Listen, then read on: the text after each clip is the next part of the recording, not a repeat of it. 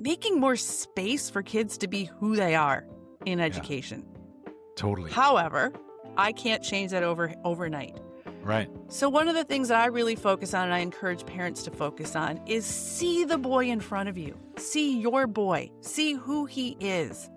And make space for him as he is in your home.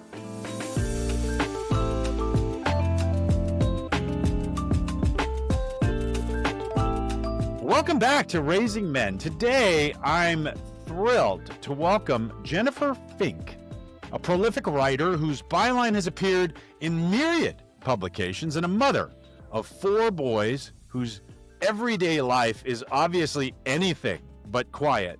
Her book, which is Building Boys, Raising Great Guys in a World That Misunderstands Males, offers a powerful look at how to support boys in today's complicated culture, and her background writing for healthcare and education audiences gives her a sharp lens on what really matters.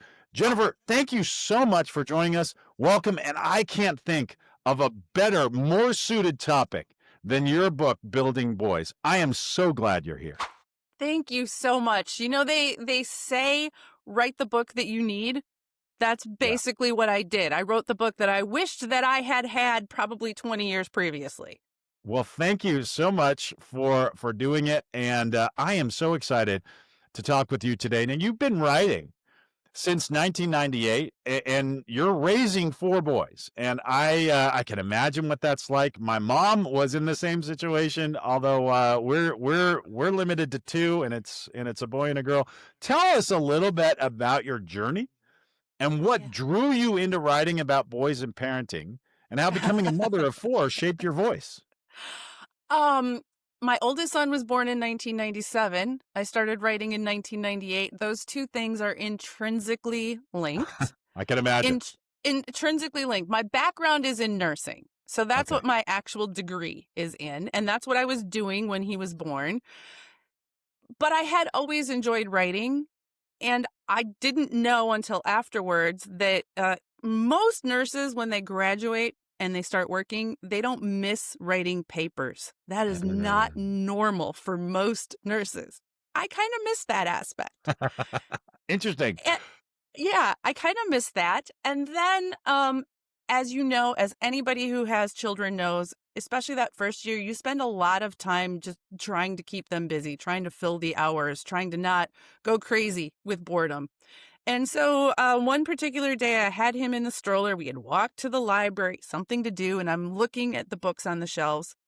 And there was this book, Handbook of Freelance Writing, which I'd never heard of. I picked it up. I'm looking at it. And this book talked about what this career was, how to do it. And it was written by a guy who was a registered nurse from rural Wisconsin, same as me, who made that transition. I'm like, So that was really the start. That was the start. And the other part of it where it's intrinsically linked to being a parent, I think this is true for a lot of parents. It was definitely true for me. Once I became a parent, I became brave in a way I wasn't before.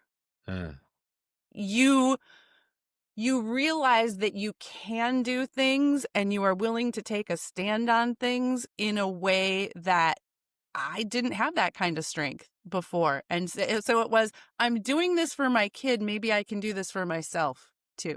And that was how I started writing.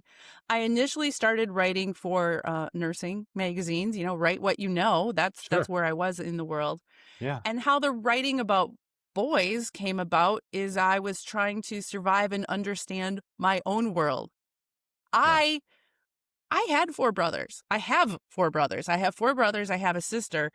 But being one of the children is not the same as trying to parent these boys when I'm like, I do not even know why they are doing what they are doing. Yeah. And that's where it started. Yeah, that really echoes my own journey. And Really? I never missed writing. But I really did miss interactions like this, like having discussions with people like you. And my career I used to do this all the time. and then it kind of waned away, and I started to miss it. And then I have my boy, and I watch my boy and I watch my girl, and I'm not too worried that my girl is gonna be able to navigate the world. Yeah. She's fierce and she's powerful, and she's graduating into a world that is gonna welcome her. But my boy is wired differently, and he's not wired differently from other boys. He's wired differently than the world would prefer that he's wired. And I realized that I needed to make a study of this, and I might as well do it in public. Right? And that's why you and I are here having this discussion. And that is why the subtitle of my book is A World That Misunderstands Males, Yeah. because that is one of the major themes that I saw as I was raising these boys and trying to support them in being who they are in a world that wasn't necessarily very welcoming of that Yeah. sometimes. And anybody who is raising children right now, mine are now young adults, but we can talk about systemic issues. We can talk about changes that we need to make at a cultural level. Yeah. I can't wait for all of that to happen. My kids Right. are growing up right now. I need an answer tomorrow. That's exactly right. Exactly. Exactly. Yeah. I think that, I mean, you write that boys are misunderstood in a lot Mhm. of ways. What do you think are some of the biggest things that people Yeah. like parents and educators, what are the things that people consistently get wrong about boys? And how did your experience and research show you that that was a problem? One of the biggest things that I have learned through doing research, so talking to other smart people, interviewing them for articles that I was working on, and then on our podcast, we had On Boys podcast for 7 years. Yeah. Um, I learned that developmentally, male and female development have different and unique paces. So, broadly speaking, and I'll just put out this generality right now, there are certainly lots of familiarities between males and females. We have and share many of the same capabilities, but on the whole, males are born at birth. They are less mature physically, cognitively than females. And then that pace of development is different as they are growing. So, Yeah. broadly speaking, the parts of the brain, for instance, that handle, language and impulse control mature more quickly in girls than in boys. By adulthood, we get to relatively the same places. But when we're talking about by adulthood, we're really talking about, mid to late 20s.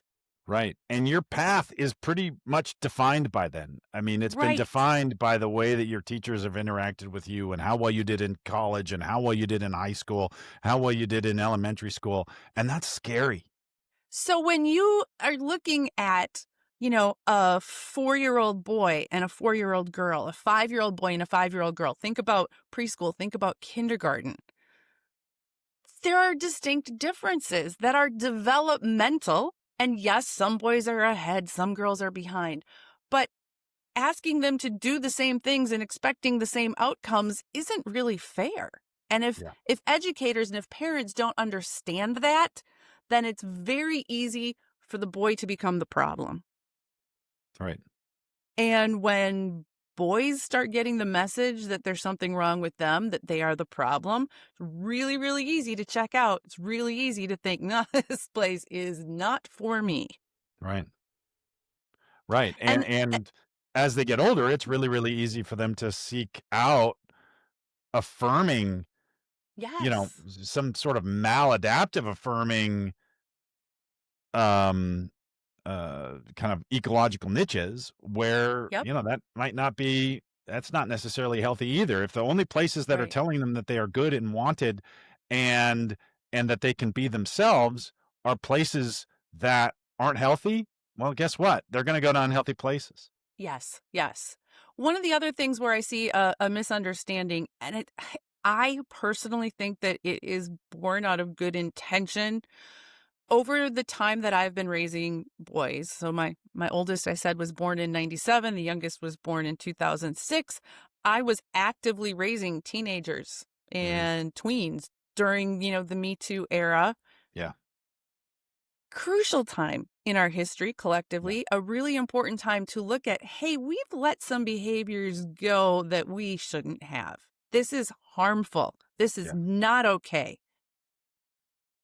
So parents became really, really concerned, appropriately so. I want to raise good guys. Great. Excellent.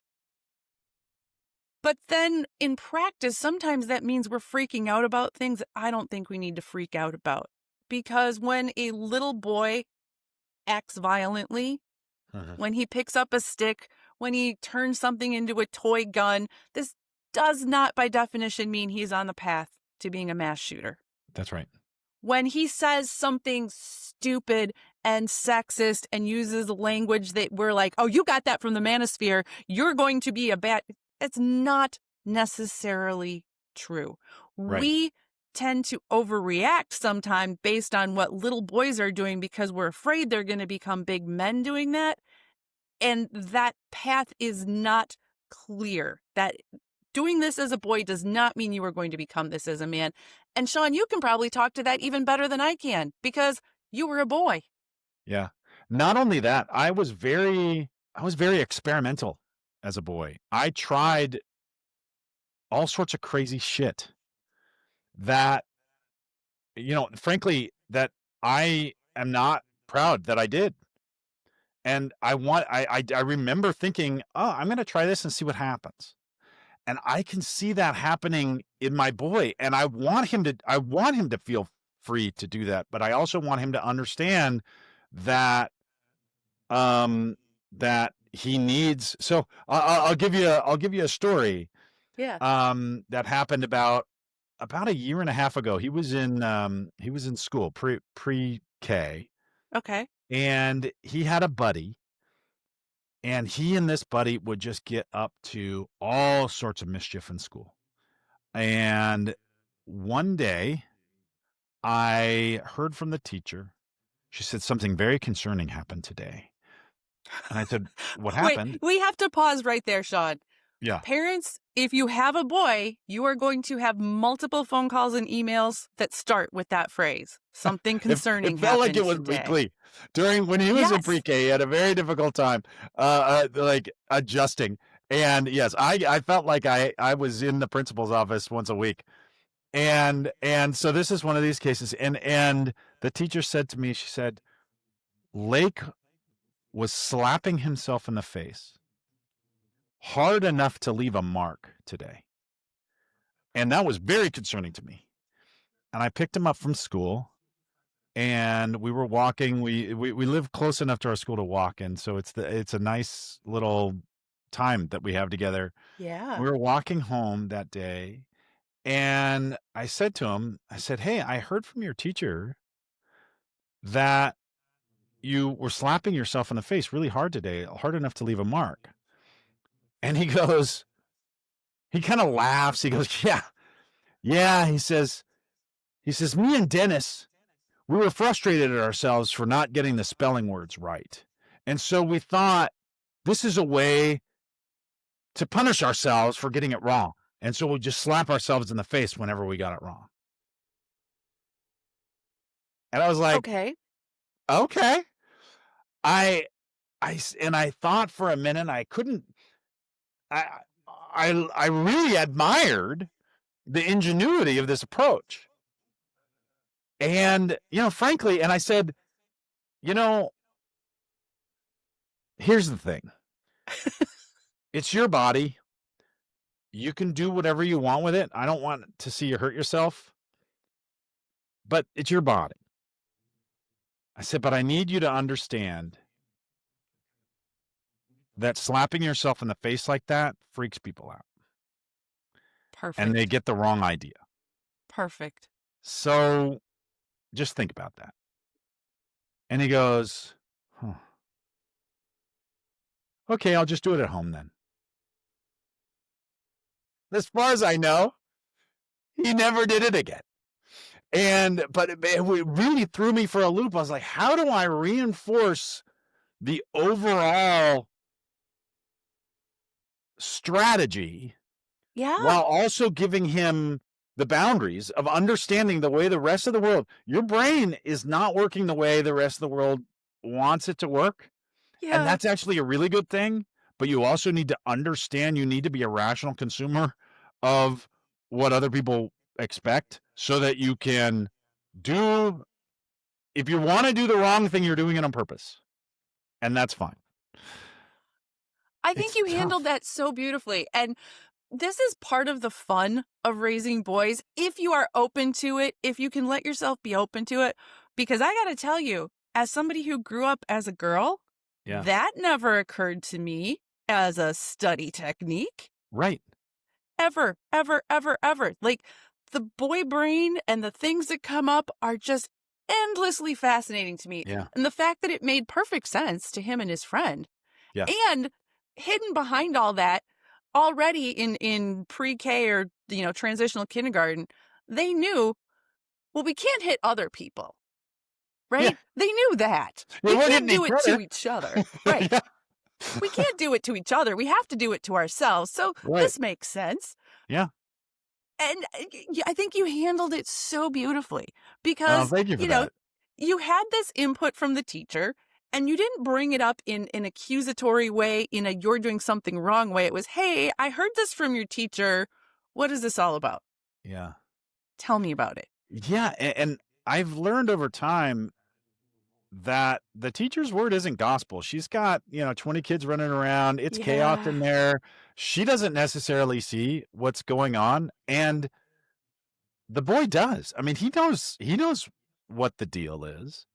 And so if I just give him the space to tell me, I want him to feel comfortable coming to me and being and sharing Yes. anything. And so Yes. that's another thing we try and cultivate. Yeah.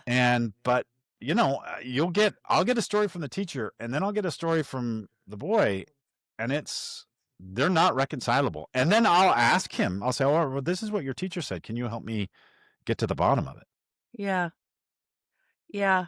It's also such a good example of one of those things. He's young yet. You're going to get more and more and more of these stories where the teacher tells you that. And as a parent, aren't you kind of like, well, what am I supposed to do about that? Yeah. Like, I, I don't know what I'm supposed to do What do with you want? that What do you want information. from me? It Yeah, sort of that's sounds exactly like right. it sounds like a self-limiting problem, right? He's not going Yeah. to hit himself hard I, enough to really cause harm. So, yeah. Yeah, that's right. And so, there's no permanent damage here. right. But he stopped doing it. And so there you go. And we did have circumstances too where there are things that happen at school and then you hear his perspective and like, yeah, that's important. And sometimes, a lot of times, it ends up coming down to, yeah, that's not really something you can or should do at school. Yeah. School is not the place. School is not Yeah. the place. And sometimes there was more going on than maybe the teacher saw at that Okay. moment. I mean, I had a son that got in trouble. I think he was probably in about 7th grade at this point because he hauled off and he hit another kid. Okay, that is clearly against the rules of school. It is Can't do also it. like, Yeah. this is not the kind of behavior that I'm teaching or condoning either. Like, Yep. there are other ways to solve problems. We work on these things. But then as you get into it, the backstory was like this kid had been, kind of doing some constant harassing and picking on the hat of another kid, and knocking this hat off all the time. And just this pick, pick, pick, pick. And anybody who's ever been in school knows this stuff goes on, right? Absolutely. And that day, my kid decided he had enough of it and he hit the other kid. Mhm. Not good. Consequence at school. We talked about it. I didn't have a problem with the school having a consequence for it because this is a clear rule. But at the same time, I'm not going to double down on it Right. because I think you already know this. It was done then for those boys. It was done. It didn't turn into anything else. It didn't linger on. Everybody they all played on the same baseball team together. Yeah. and it was a more functional relationship after that. I am not saying that hitting people should be how we solve our problems, Right. but that if a 7th grade boy does that, it's It part solved of the problem. him Yeah. it's part of him growing and learning. I don't Yeah. know. Yeah. I would also point out that your son's instinct to be a Yeah, protector right? in that moment is a good thing. And Right? that is actually masculinity. That's healthy. And that is something we want to cultivate.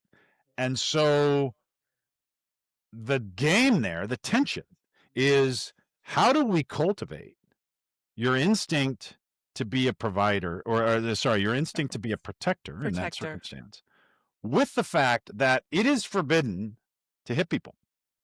Right. So what do you do? How do you manage that? And that's a real tough needle to thread. I mean, just going to the adults, hey, this kid is knocking this other kid's hat off, isn't going to work. And so, you know, it's that is a really, really, really tough situation to deal with. Yeah.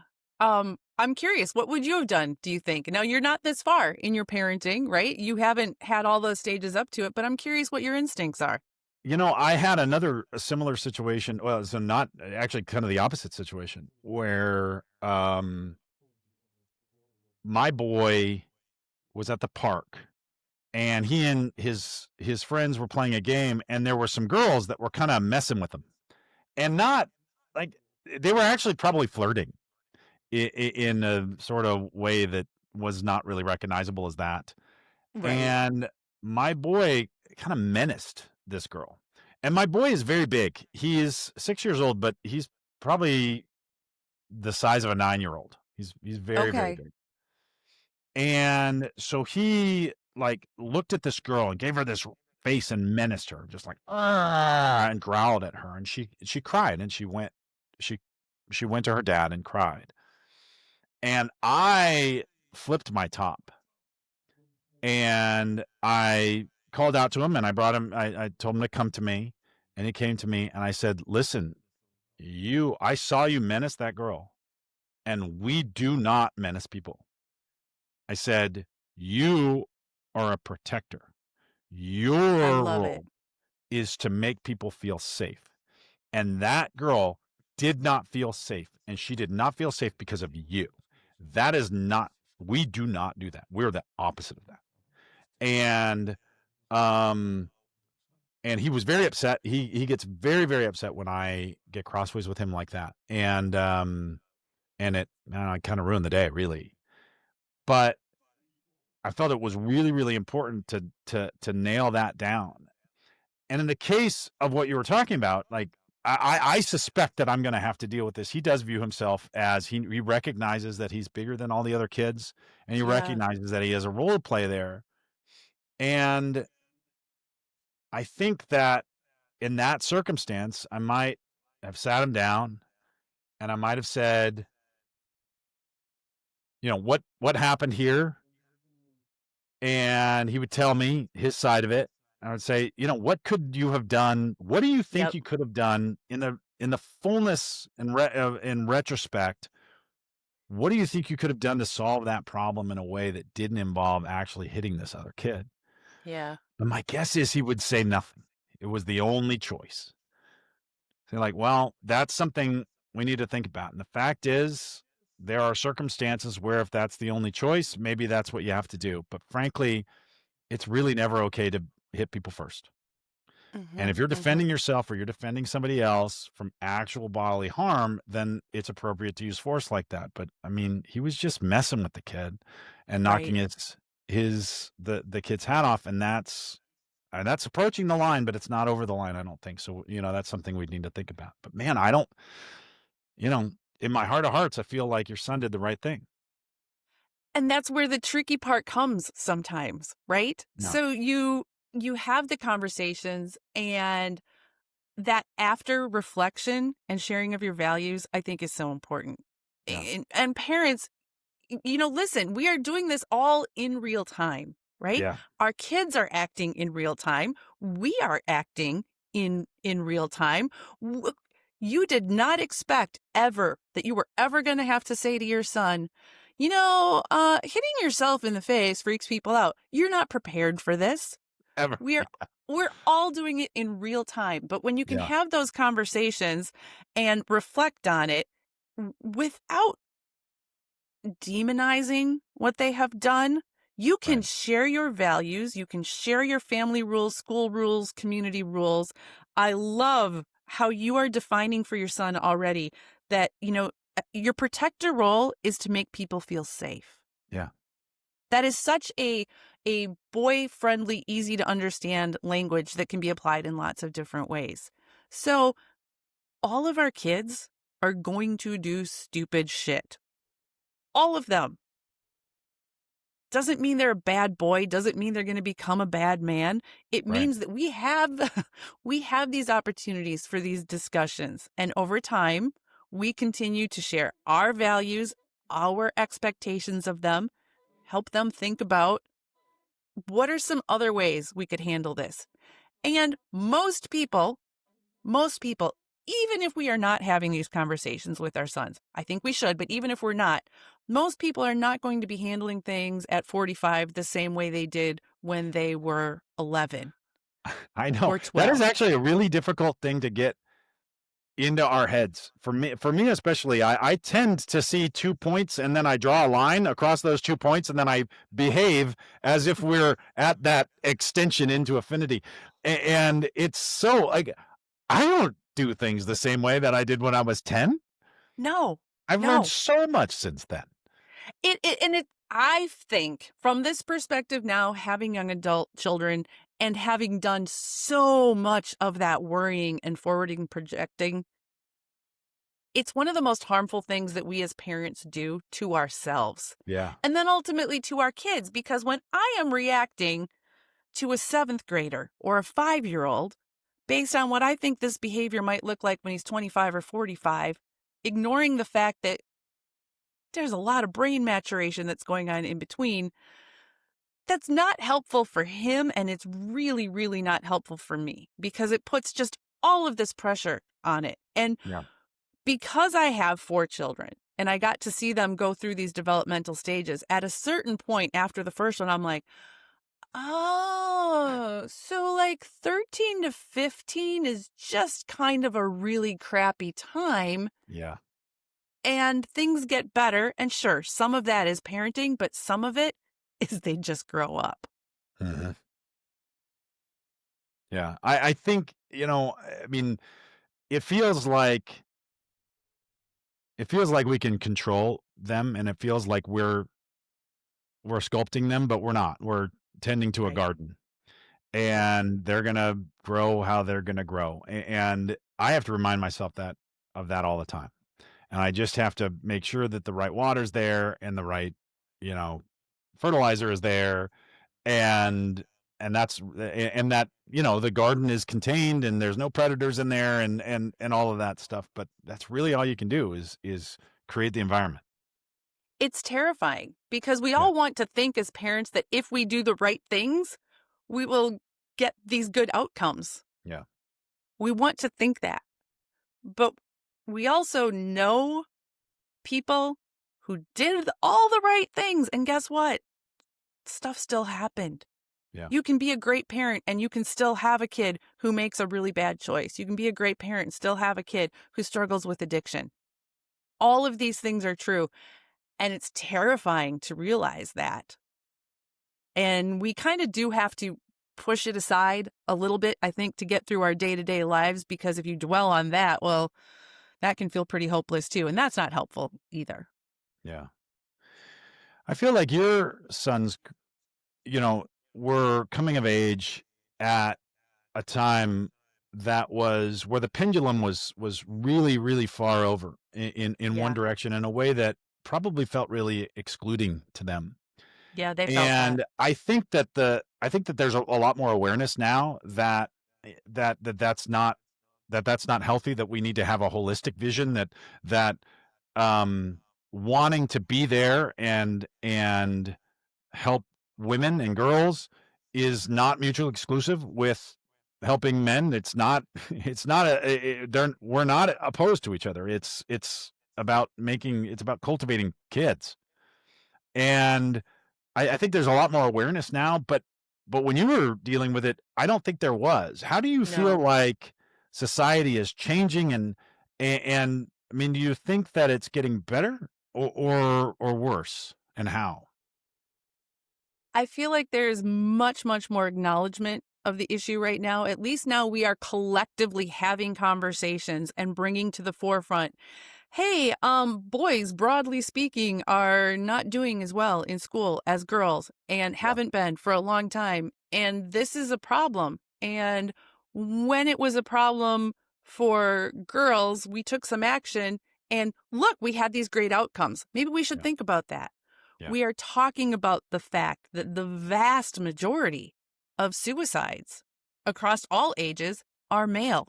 yeah, That's a problem. We are starting to talk about these things. And so I think that that is good because that's the first step. Like the awareness is there. I think we still have a lot of work to do in terms of filtering that down into our daily interactions with boys, into figuring out how to create environments that help boys thrive. And it is 100% possible to create environments where boys and girls and non binary children can thrive. It is right. possible. But we, the grown-ups, often get stuck on our own stuff. And part of this, it is. We say it's not a zero-sum game, and it's not. But when it comes to funding, it kind of is a zero-sum game. And I think that's where Yeah, some of the grown-up arguments end up breaking out because there's only X number of dollars, and how are we going to yeah, spend them, and where are we going to spend them? For most of us as parents, it's not helpful to get caught into that. yeah, I think that there still needs to be so much more education for parents and especially for those going into education, you know, yeah, male development and talking to and listening to boys. And because there are a lot of people who have great intentions, but they've never really interacted yeah. with a little boy. And when boys start getting messages that what they are doing is wrong, we already talked about how that can be really harmful and just snowball as they go through. So I think there's a lot of work that needs to be done on the ground yet. Yeah, I would actually slightly modify the way that you framed that. When boys get the messages, not that what they're doing is wrong, but that who they are is wrong, right? Mhm. And so, yes, it's not okay to disrupt the class, right? It's not okay to go around and hassle people while everybody's supposed to be working. That is something you did. It's not now your urge to do that is part of who you are, and You're there right. are healthy ways to let that out and healthy times to let that out. And that's the thing. That's the nuance that we need to somehow communicate to them. You know, one of the things that it's really easy to fall into the trap of feeling like, oh, this is a societal problem. And there are societal problems, and we Yes. face cultural headwinds and tailwinds all the time. But the fact is that I can't I can influence that slightly, but I cannot fix whatever society decides to do. If society Yes. decides to have a really extreme Me Too movement when my kid is 18 years old and I am in the situation where you're in, then that's just the deal. And I'm going to have Right. to figure out how to train my boy to get the best result out of his life in that environment. Yes. And that's the challenge. So, you know, it's fun So to talk about that philosophy. It's fun to kind of go down into it and oh, these are the problems and this is all the stuff and there needs to be more male role models and male teachers in elementary school. Well, I'm not going to affect that. but I Right. can affect the way my son looks at the world, and I can affect the way that I interact with him. And so, what I'm really, really interested in are the tactics that I can do to help give him a healthy sense of masculinity and a healthy sense of who he is and all of that. So And one of the things that I did, because like you, I can't single-handedly change the school or the yeah, society, right? So there were definitely times when my boys, they were getting the message who they are and what they wanted. It was just wrong. There was no room for it. And yeah, Shaun, it's everything from I got a call from school because my kid, I think he was in kindergarten, maybe first grade. They were drawing giraffes in art class, right? And he drew a pile of poop at the back end of his. And I mean, that went over as well as he thought it would, right? Like yeah, his friends all thought that was great. Guess what? yeah, His teacher didn't. So right, he got in trouble. Then he sure. felt terrible. Then I got called to the school. I mean, it was this whole thing, right? Wow. There's literally a book called Everybody Poops. Like, there are other ways we could have handled this. And I absolutely think that we should be working towards um, making more space for kids to be who they are in Yeah, education. totally. However, I can't change that overnight. Right. So one of the things that I really focus on and I encourage parents to focus on is see the boy in front of you. See your boy. See who he is Mhm. and make space for him as he is in your home and in your lives, and find ways to facilitate his interest and let those things be okay, right? So, Yeah, yeah, we had the talk about you can't draw poop when you're working on art projects at school. But yeah, they poop, and at home, 100% fine. 100%. yeah, Um it was things like making room for them to do riskier things at home that they could do other places. Like, I yeah. tolerated bike ramps off of all kinds of things. I had to Sure. close my eyes and not look sometimes. Yeah. My youngest son took over a third of our garage, and I prioritized his garage time more than I prioritized his homework sometimes. Yeah, Because for him, he was a very hands-on experiential learner. So for right. him, tinkering with a machine, that was important to who he was in his soul, in his being. And he didn't have any other outlet for that. He didn't have an Right, outlet. They don't do that in fifth grade at school. right. So if that was something he needed, then that was important and something I prioritized for him. Yeah, I had an experience along those lines yesterday where so my boy's been having a little bit of a tough time at his after school care. And and this week I happen to have a lot of time off in the afternoons. And so I've been getting him early. And yesterday he's been talking about getting into golf. And so I took him to the driving range. And we just went to the driving range together. And I'm terrible at golf. And I started off the whole process by like showing him how to hold the club and showing him how to stand and showing him how to swing and all of this stuff. And I started to get this kind of resistance from him, and it was starting to go in a direction that it wasn't going to be fun. Okay. And I finally just shut up and I said, you know, here's how to be safe and here's how not to hurt anybody. Just start hitting balls. He wanted to figure it out. And he got so much enjoyment out of just swinging away at that stupid ball. And every time the ball went 10 feet in the air, he was like, Dad, look, I hit it in the air. And look, I hit it past that puddle. And he can let, and I was sitting there and I was hitting balls 200 yards all in the air. And some of them were going straight and some of them were going sideways and some of them were just shanks off the ground and some of them were all over the place. And I had this tremendous amount of frustration. I had a miserable experience because I was sucking at golf from my point of view.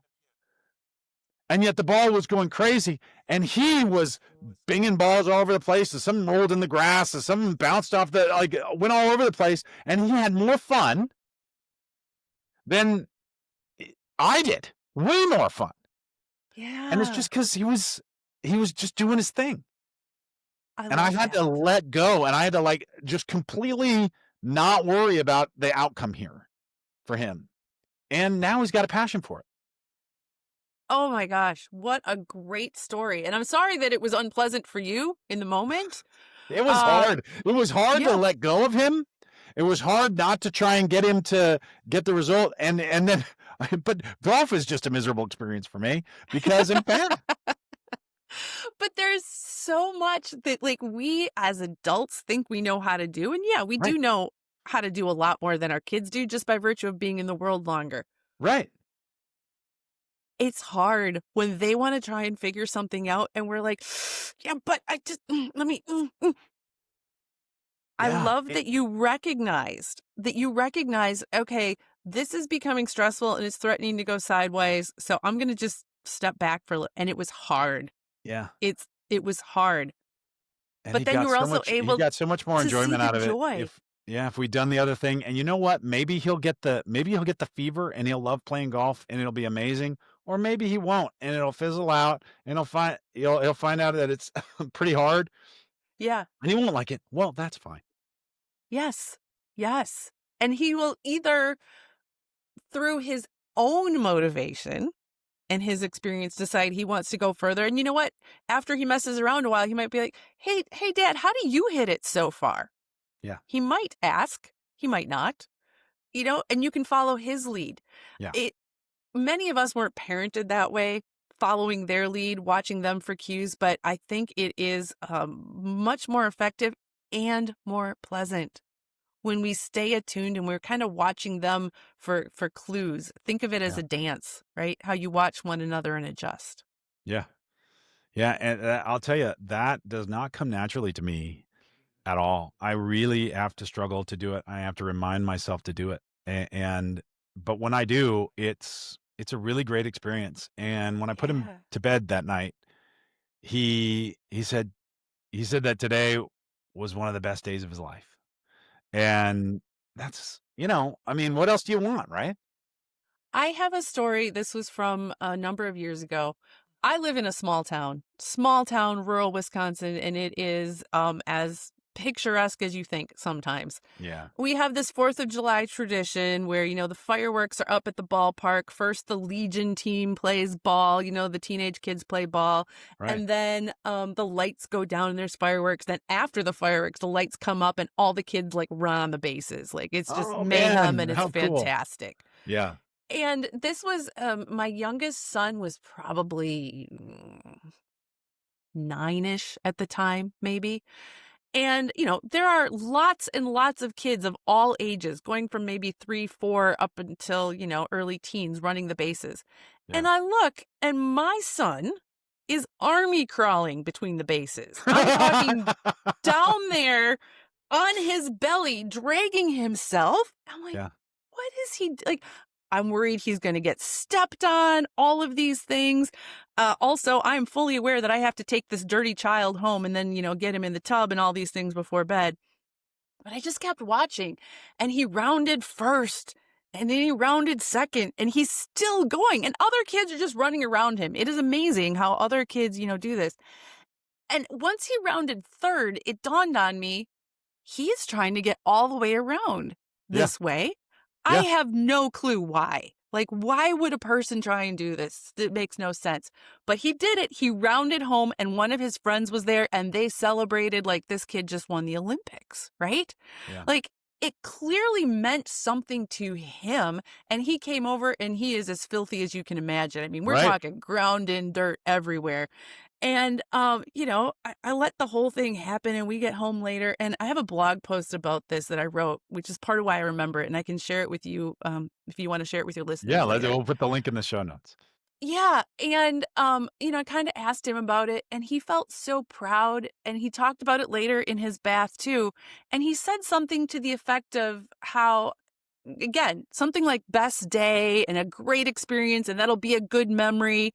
Yeah. And he even reflected on if you had been something like another kind of mom, that wouldn't have happened. Like, I could have shut that whole thing down. Sure. Like, get up. What do you That's think the you're doing? reflex. You're all That's dirty. the reflex You're is all. to shut it down. Absolutely. I could have shut that down.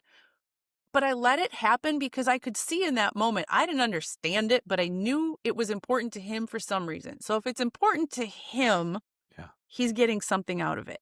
that's right. And whether it was, he was testing his tolerance or his ability or whether he could do this, it was a moment where he felt really good about himself and what Mhm. he had accomplished. All right, so his clothes were dirty. Guess what? They were going to be dirty coming home anyway. Like that Yeah, was not a big deal. right. So I kind of use that as a guiding memory.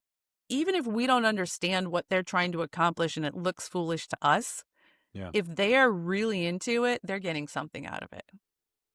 Yeah, I think part of what's going on there is, especially our boys have this tension between connection and independence.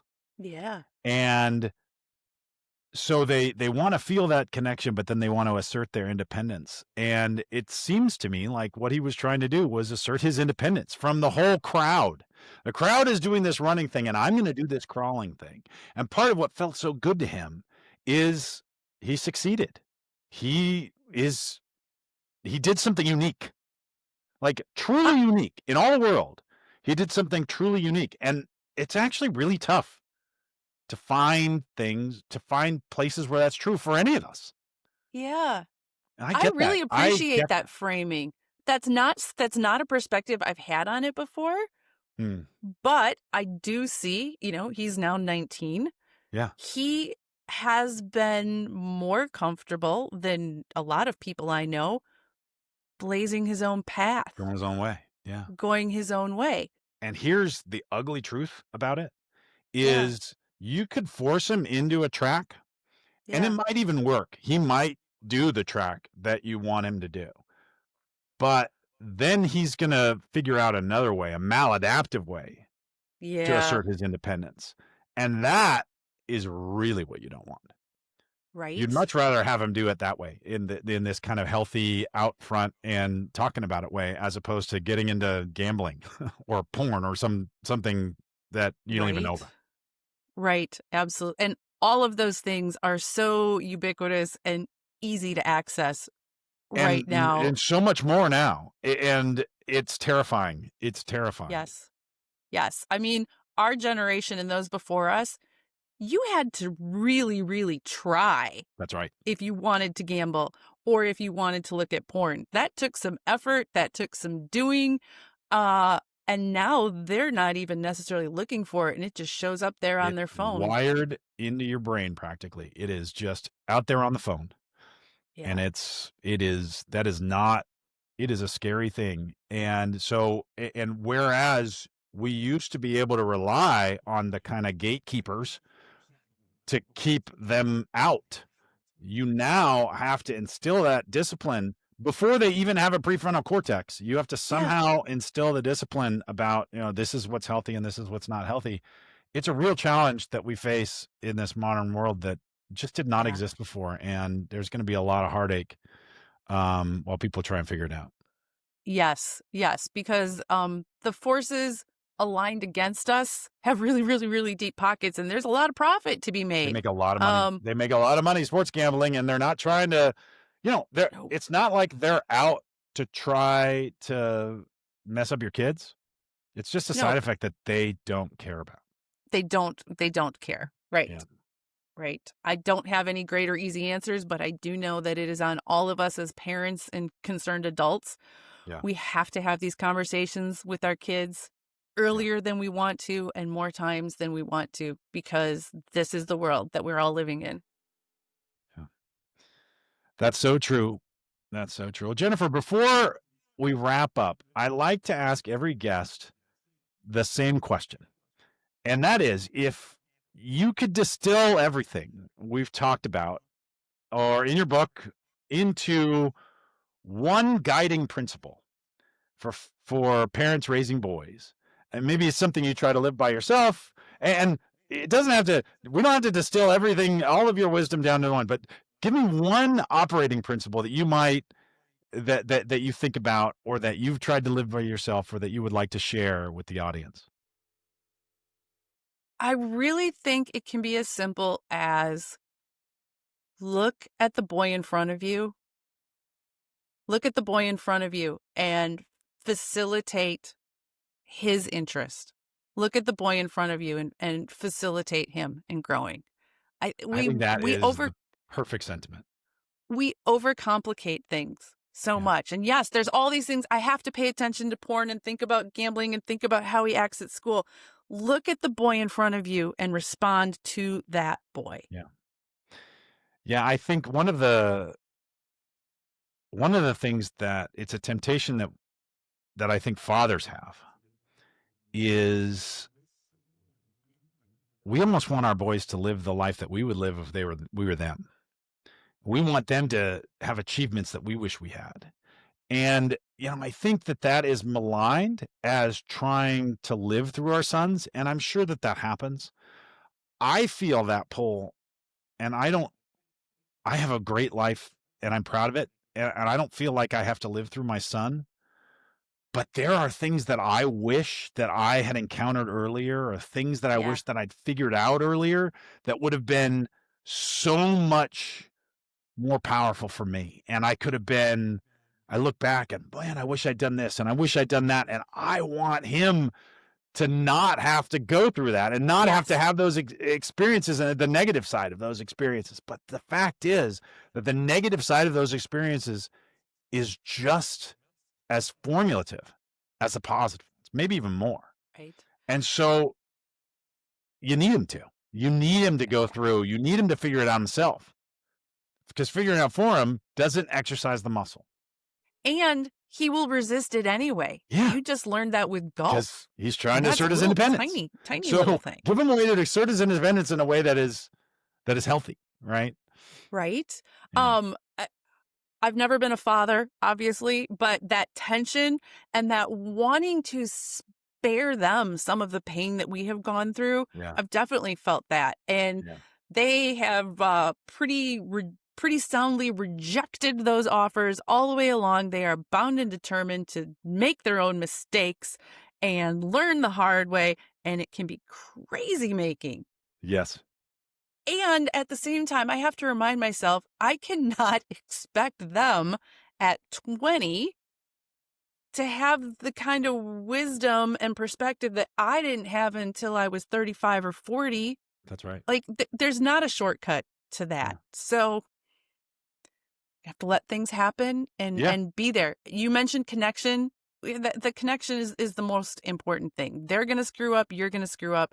You keep coming back. You keep repairing. You keep loving. You keep going on. And you end up in a beautiful place. Yeah. Yeah, I feel like that connection, the metaphor that comes to mind for me is like it's this strong base that they can launch from, Yeah. right? And if Yep. they have that strong connection, they can feel comfortable going out in the world and exploring and doing all of those things. And they know there's a nest to come back to anytime they need to, even if they never come back, right? Even if they never Right. need it, they know Right. it's there.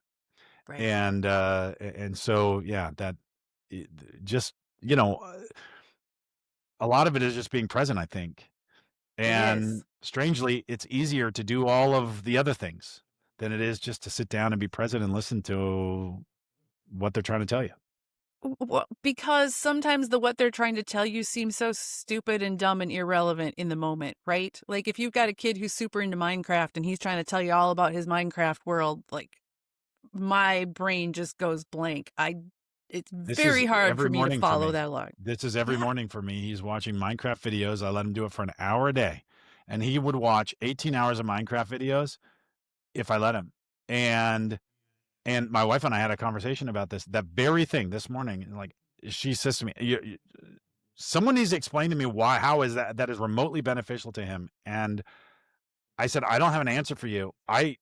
I feel the same way about it, but the fact is he finds it entertaining and he gets value from it. And I don't want to be judgmental about that. And we actually don't know what we're going to do, because he's spending a lot of time watching these YouTube Minecraft videos, watching other people play video games. I would almost rather have him just play the video game.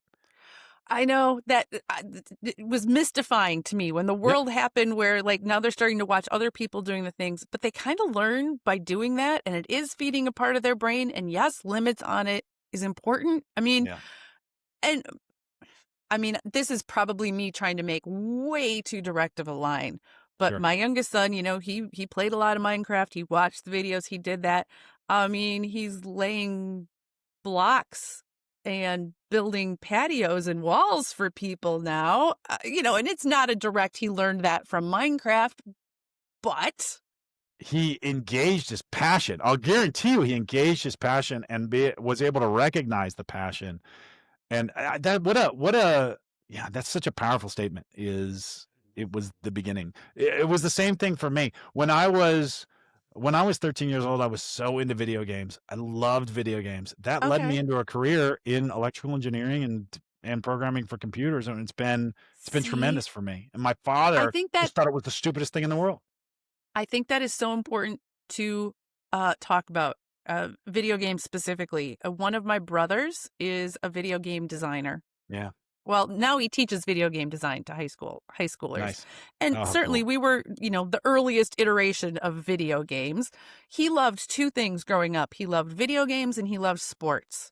Yeah, And he was either outside, shooting hoops, or he was downstairs in the dark basement in summer, playing video games, right.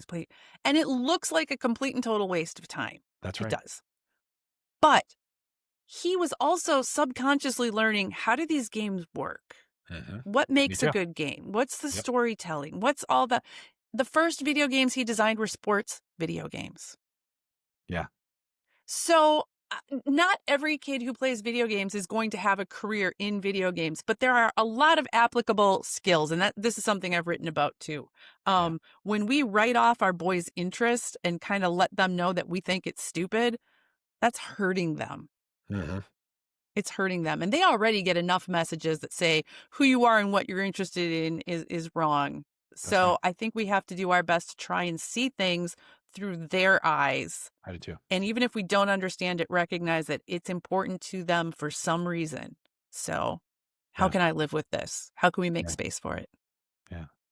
Well, Jennifer, thank you so much for sharing your wisdom and honesty about what it takes to raise healthy masculine men. I can't tell you how much I appreciate you taking the time. I hope we can stay in contact, Yes. and I'll be calling you for advice. I will be here. Right now, things are in a good place. That's great. I mean, for me too. For me too. Well, for those who want to dive deeper, please check out Building Boys and Jennifer's work at jenniferlwfink.com. The link is in the show notes. If this episode helped you see your sons differently, please like and subscribe, and definitely share with a friend or another parent raising boys. This has been Raising Men. I'm Shaun Dawson, and you are a great parent.